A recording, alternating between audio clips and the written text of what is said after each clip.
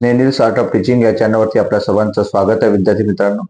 विद्यार्थी मित्रांनो, लाडका भाऊ योजना म्हणजेच युवा कार्य प्रशिक्षण योजना या संदर्भातील हा व्हिडिओ बनवतोय आपण माझे खूप व्हिडिओ पाहिले असतील. परमनंट होण्यासंदर्भातील व्हिडिओ पाहिले असेल, पगार का होत नाही या संदर्भातील व्हिडिओ पाहिले असेल.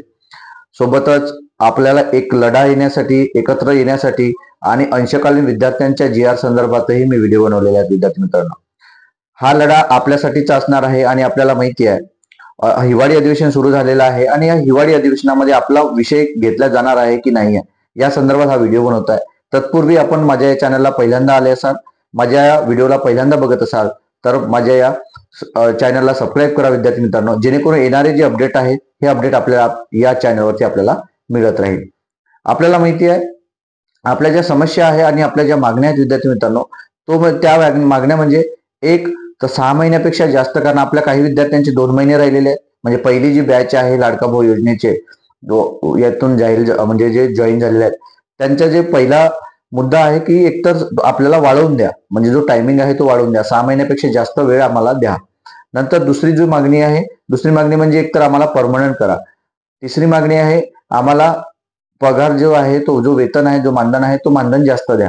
ह्या ज्या मागण्या आहेत ह्या मागण्या विद्यार्थी मित्रांनो आपल्या सर्वांच्या रास्त मागण्या आहेत. आणि एक पगार ज्यांचे झाले नाहीये ते पगार वेळेवर द्या, अशा 4 ते 5 मागण्या आहेत. या मागण्यांकरिता संपूर्ण महाराष्ट्रभर इतरत्र खूप ठिकाणी लढे उभारले जात आहेत. सर्व विद्यार्थी एकजूट होत आहे आणि आपल्याला माहिती आहे हिवाळी जे अधिवेशन आहे नागपूरमध्ये होणार हे मोर्चांसाठी प्रसिद्ध, आंदोलनासाठी प्रसिद्ध असणारं हे ठिकाण आहे. कारण जे मोर्चे आंदोलन मुंबईमध्ये केले जात नाहीत ती आंदोलनं या नागपूरमध्ये केली जातात आणि याच उद्देशानं आपल्या सर्वांना एकत्र येणं गरजेचं आहे. विद्यार्थी मित्रांनो, एक छोटा तरी का नाही एक लढा उभारणं गरजेचं आहे. आपण एकत्र येणं गरजेचं आहे. त्यासाठीच आपण हा व्हिडिओ बनवत आहे.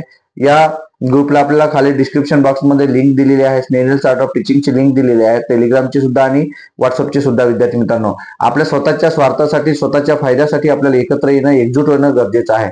कारण एक म्हणलं तर संपूर्ण महाराष्ट्रभर 1,10,000च्या वर आपले लाडका भाऊ जे आहेत म्हणजे युवा कार्य प्रशिक्षण योजनेच्या माध्यमातून आपले विद्यार्थी कुठे ना कुठेतरी पंचायत समितीमध्ये, शिक्षण विभागामध्ये, कुठेतरी जनसंपदा विभागामध्ये कुठेतरी काम करत आहेत आणि ते 4-4 महिने झाले काम करत आहे. कोणाला 4 महिने झाले पगार मिळालेला नाही आहे.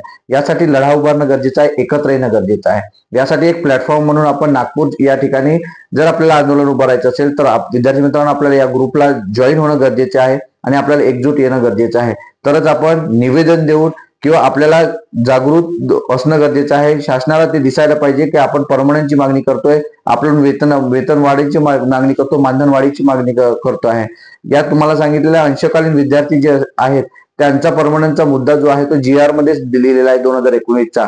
त्यामुळे त्यांचा विद्या सॉल्व्ह होऊ शकते. त्या विद्यार्थ्यांनी सुद्धा एकत्र येणं गरजेचं आहे आणि हा हिवाळी अधिवेशनामध्ये हा मुद्दा गाजणार आहे. आपल्याला माहिती आहे लाडकी बहीण योजना आणि लाडका भाऊ योजना या दोन्ही योजनेच्या भरोशावर सरकार आली आहे, महायुती आले, निवडून आलेले आहे, आपल्याला माहिती आहे. मग आपण आपल्या स्वतःच्या फायद्यासाठी या सर्व गोष्टी का करू नयेत म्हणून सर्वांनी लक्षात घ्यायच्या. विद्यार्थी मित्रांनो, या चॅनलच्या माध्यमातून आपण एक लढा उभारत आहोत आणि त्यासाठी सामोरे जाण्यासाठी आपल्याला एक आंदोलन उभारणे गरजेचे आहे आणि ते हिवाळी अधिवेशनामध्ये आता सुरू झालेलं आहे.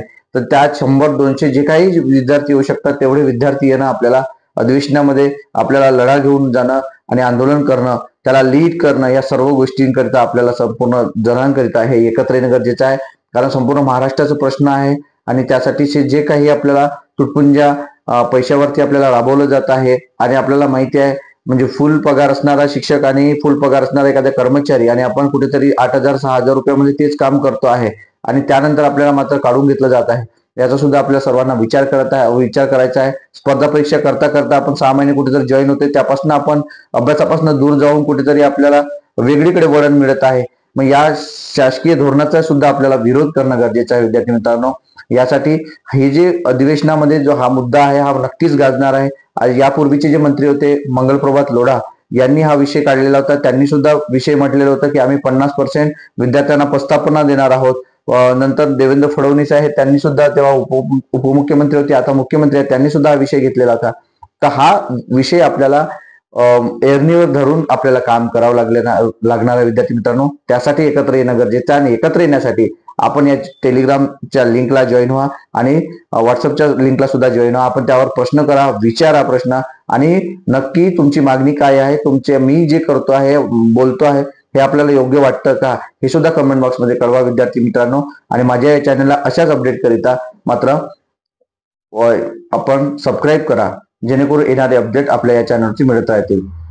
धन्यवाद.